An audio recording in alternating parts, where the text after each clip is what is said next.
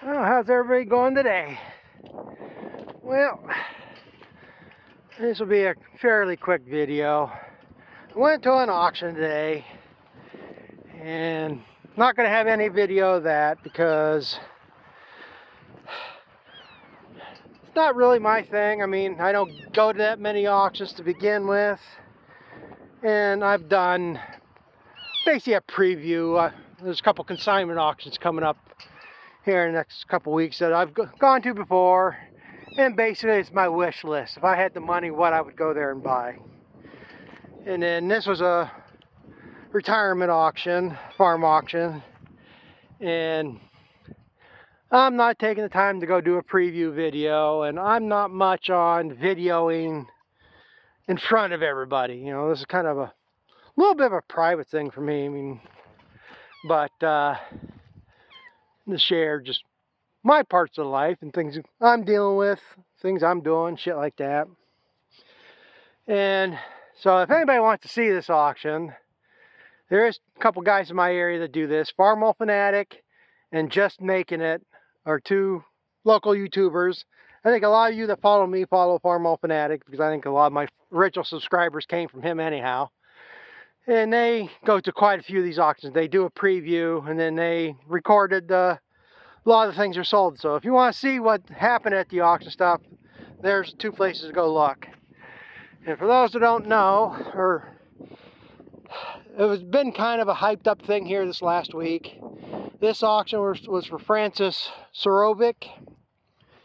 I fairly knew him. I know him from meetings and stuff. And like I say, he wasn't a neighbor or a close friend type, you know, like what the ones I mentioned earlier this week, but just somebody I knew. And the big deal on his auction was, and it's been on several other like Instagram posts and stuff, he had the first prototype 5488 International. Now, the story was the auctioneer seen the serial number as 501, and he had contacted Francis, wanted to know if that was right and if he knew anything more about the tractor. Now, if it was 501, that might, or possibly more than likely, would make it the first production tractor. But if you look closer on the serial number tag, I think it was somebody mentioned it, it's like a TM148, so there's some other series of letters on there. But because of that, that made it was the first production, or first prototype. And Francis had owned that tractor for 25 years and didn't even know that. 20 years at least. I forget if he said he was the second or third owner. Well, because of that, that made it quite a bit of interest in this tractor. And I'm gone blank. I believe it went for $47,000. I mean, Francis had used it, but it's not abused. It looks like my tractors for the most part. Faded paint, peeling or chipped paint and stuff. But it's not all banged up and stuff. I mean, it's just faded, and that might have been before he even got it. So that was a pretty good thing on that. But I went to the auction today, and I ended up winning another gravity wagon. And I went there to bid on several things. A couple of them I just let go. I mean, it might have been worth the deal.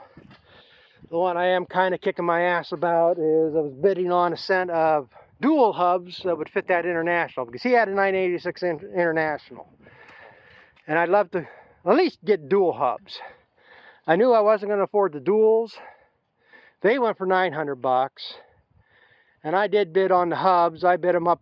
I was up to $250, and they went for $275. I think they're worth more than that.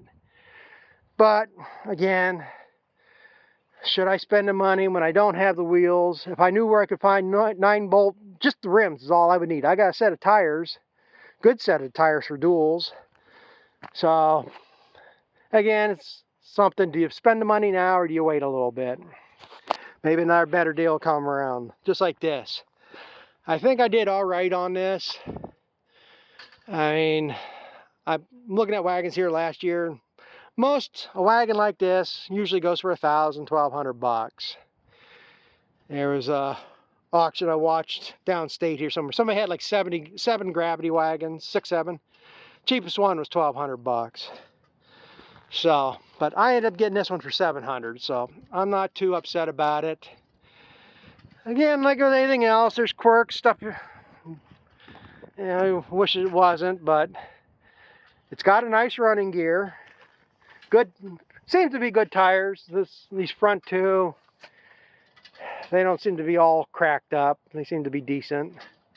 Back ones are pretty nice implement tires. It's a good heavy gear. I ain't too thrilled about that, the adjustment on it, but I mean, beggars can't be choosers, I guess. But it's a toss-up. There was 3 wagons I was interested in. The other 2 had the running gears I was interested in. They had 10-ton Corey gears like the under the wagon I had put together there last year. But the boxes were the issue. One was a Kilbros, bigger than this one. It had the extended sides on it. Nice running gear. I didn't even see that one sell because I wasn't interested in it after I see it, because like this seam right here was rusted out. I could put my finger through a spot there. And one of these corners on the wagon was pretty well through. I mean, I think the main thing he was using these for, well, at least that Kilbros was a fertilizer wagon. This one might have been at some point too. But, I mean, I wasn't interested in fixing rust. If the other wagon had come up for sale first, the second wagon that I was interested in, again, it was a 10-ton Corey running gear. The issue I had with that one was, on that one, the wheel here was on the door, but it didn't have a track like this. It just had a cable that was hooked up here that went down, that was around the shaft part, and it wasn't, I mean, it was just knotted on there. You could turn the wheel and it wouldn't do nothing. It was, you know, it'd be no more. All I had to do was maybe drill a hole through it, slip the cable through, clamp it, and it would work. But there is a lot of pull on these things when loaded with corn. So I'm kind of iffy on that. But this wagon came up for sale first, and that's where I bought this one for $750. If the other one had come up first, I might have bidded it up a little bit higher than that, because it was a little bit bigger box again, and it had my desirable running gear, the one I want. But this one sold before that one. This one sold for $700, and that other one went for $750. So I'm not complaining. I got a, as far as I can tell, it's all a good solid box. I don't see no weak spots in it. Definitely going to have to maybe sand it down here somewhat, put get some primer and paint on, because we used to have a J&M wagon, and what happened to that one, this channel piece that comes across the bottom here, one of them rusted out, and I put a piece of strap metal back through there, bolted it on to help support this, but then the rest of the box was getting weak too. So like I say, and ended up getting, well, I got rid of the gravity wagons because I wasn't picking corn again too. So again, oh, come on, and drop everything. The only issue I'm not happy about with this wagon, and it's not a problem if I'm going to end up picking and cribbing my corn this year, if I get it, when I get it in.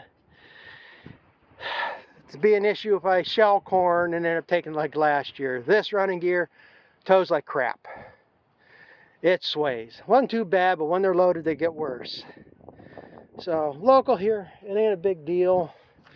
I mean, if I'm only going to have a couple loads like last year, it ain't going to be a big deal. But I have options. It just depends what I want to do. The main problem, and this might be fixable, get stiff. Biggest problem with these is these steering linkages. That's what causes the problem. It's just a clevis with a pin through it, and them holes get oblonged out, and that's where you get the sway. I already have a thought. if I can find a tie rod, threaded the whole piece, there's a possibility. I mean, there's so many different options out there with lengths and all ends and stuff. I may be able to come up with something to replace them drag bars in there. I'll probably have to drill them holes out and put a tie rod in it instead of that clevis shit. So, but again, there is other options. I mean, I don't know. I got that tandem running gear out there. This is another option. I mean, this is a small wagon, but I got that 12-ton tandem gear. I can put this wagon on that running gear. But what I ended up doing is the wagon I put together last year, I took the tires off that tandem. I would take them back off, put them on the tandem, and then take these 4 tires and put them on my other wagon. And then, I don't know if I'd actually junk this running gear, I mean, but it could be an extra or something. It's a J&M running gear, so it is a good gear. It's just the steering system they put on these things. You know, we'll go across here, look at these wagons, and I'll show you what I mean. Like on my round bale wagon here, this is a horse running gear. They put ends like that on it, which I'm sure there's places out there I can find them.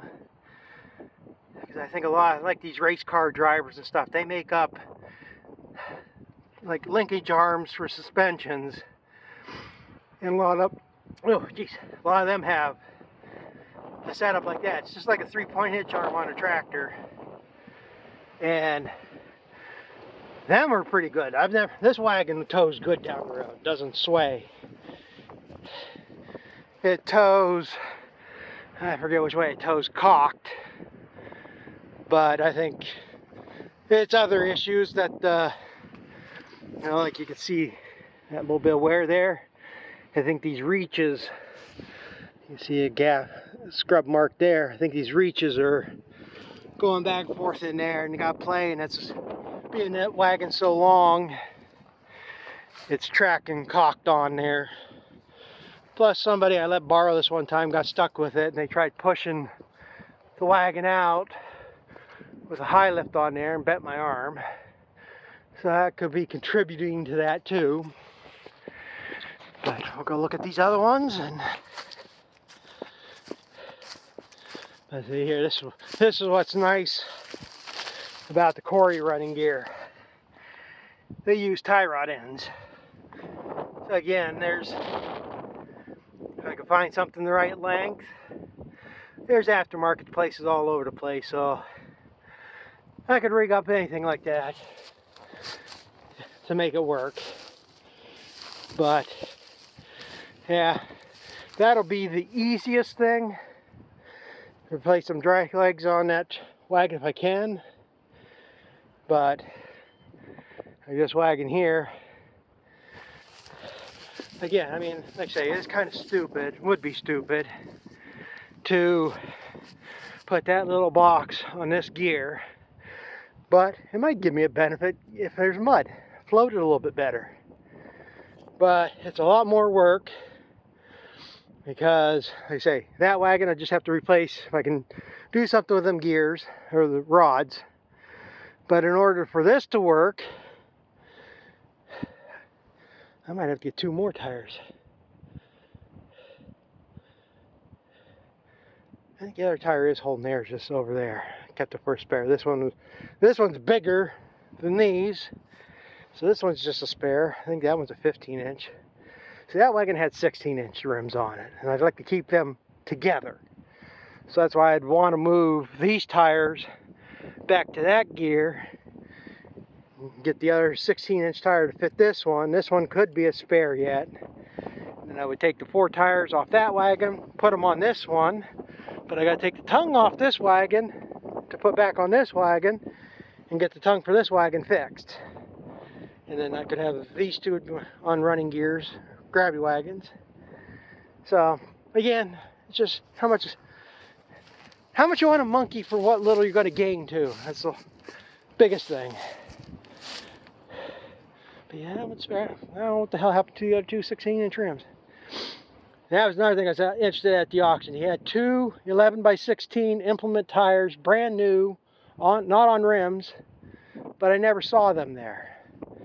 So I missed out on them. And then he had some other 15-inch tires. Three, pallet of 7. 3 of them had 6-bolt rims. I know of, or 4 of them had 6-bolt rims, which maybe I should have bid on them. And the other 2 are 5-bolt, but there's 7 tires in the group, and they're all decent tires. I should have bid on them, but again, yeah.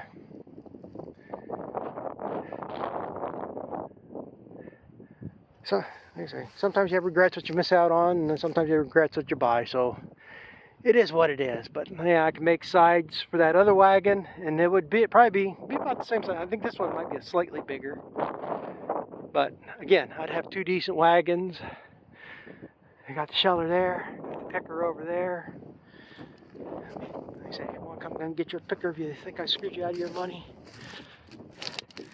I mean, I ain't talked to anybody yet that hasn't said the same thing about that sister. The one I dealt with, everybody loves. She was a great person, hard worker. I say, you mention the sister's name, and they all have the same opinion. So, but like I say, I don't think that's going to go anywhere any further than what it has. I say, she's the only one I have a problem with, and I don't have to deal with her anymore.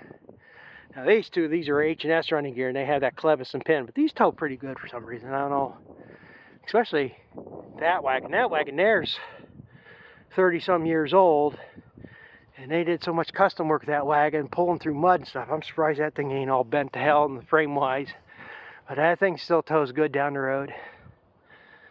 So, but I guess I'll just share that part. I mean, yeah, another video longer than I expected to be. Talk too much. But anyway, thanks for watching. Comment, rate, subscribe. And again, I say, if you want to see anything with this auction, Farm All Fanatic and Just Making It. They pretty much are going to quite a few of these, doing previews at these auctions and then videoing the auctions. So, if that interests you, there's 2 places you can do it. Me, I say, I'll do wish lists at auctions. I'm not saying I won't ever do one at an auction, but like I say, it's just not my interest at this time when you got several other people doing it. I mean, you can only watch the same thing so many times. So with that being said, thanks for watching. We'll catch up with you later.